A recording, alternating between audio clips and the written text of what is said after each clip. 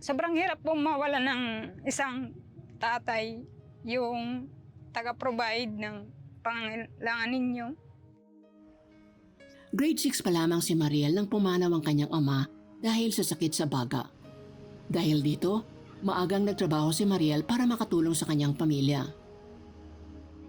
Ang trabaho po ng nanay ko is pumunta siya sa dagat, nangunguha ng alimangot, nagtitinda ng isda. Naglalambat po kami, nangunguha ng mga shell, imbis na maglaro, pumupunta sa dagat para magkaroon ng pera, para may pambaong, pambili ng bigas. Makuri, sir, nawara ng asawa. Nanay, tatay ka, kung nanon kailangan ng kabataan ng pagkain, nakadto kadagat, diyak nakain, nagino raw ak ngadto di tira maaram nga sugak hit di ko pinakikita nga anak problema pero anak sige may dama Ginoo nga nakunakhan kusog. Katuwang ni Nanay Norma ang kanyang mga anak sa pagtatrabaho. Ngunit hindi pa rin sapat ang kanilang kinikita upang makapagpatuloy ng pag-aaral sa kolehiyo si Mariel. Pinakamahirap po yung wala si nanay may bigay minsan kahit pamasahe. Pero pag gusto mo talaga, may gagawin ka. Naglalakad, gano'n.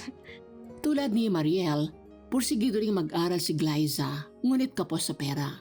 Paglalabada ang hanap buhay ng kanyang nanay at ang tatay naman ni Glyza ay hindi na makapagtrabaho bilang isang construction worker dahil sa katandaan at sakit nito. Maliit lang yung income ng family. Mahirap kasi madami po kami nag-aaral. Kaya nag-pray talaga ko kay Lord na magkaroon ng scholarship para ko pa yung pag-aaral ko. Maipagpatuloy. Wala mo kami sir, kukuan pong pa-eskwela. Tak-asawa sir, wala matrabaho.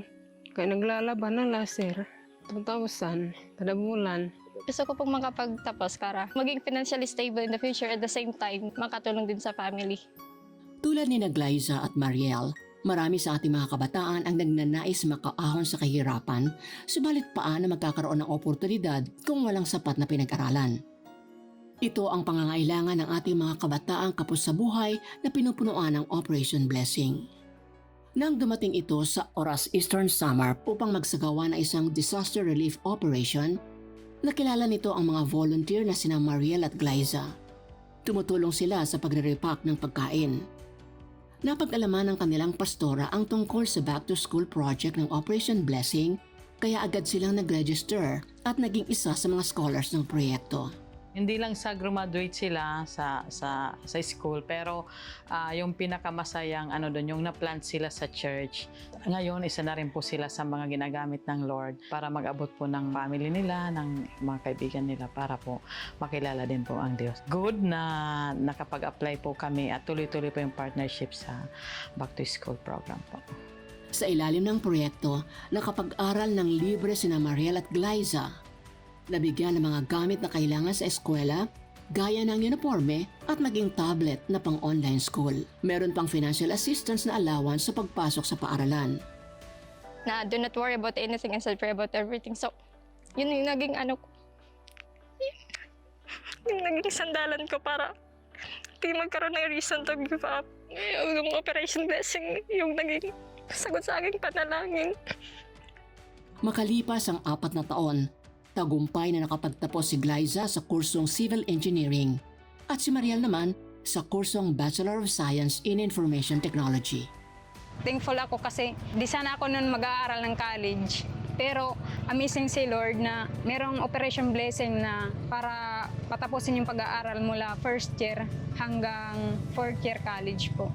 Ngayon mayroon na silang trabaho at nakakatulong na sa kanilang pamilya. Ngayon, merong opportunity na binigay ni Lord sa akin yung mag-work sa DICT. Currently po, nag-work po ako doon sa isang construction corporation po sa Borongan. Sa lahat po ng donors, sponsors po ng Operation Blessing, sana po marami pa po kayong matulungan na mga estudyante na kagaya ko. And then, more blessings to come po sa inyo at sa inyong family. Thank you po for supporting us financially. Sana hindi po kayo magsawa.